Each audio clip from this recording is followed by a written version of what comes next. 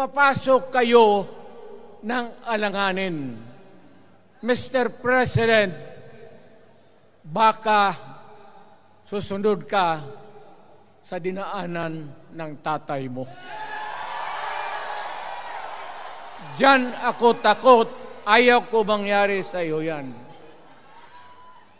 Pabor lang, ako namang nagmamakaawa kasi it will divide the nation at madugo itong panahon na ito. Pag pinilit mo ito,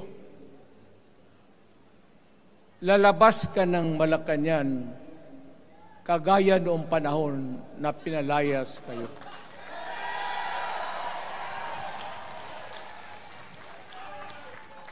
Alam ninyo, kung hindi na talaga ito mapigilan, nandyan ang military pati pulis, makinig kayo.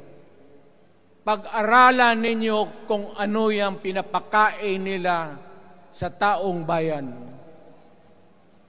At pagka nakita ninyo kung ano ang mali, you correct it. Nasa inyong kamay na yan.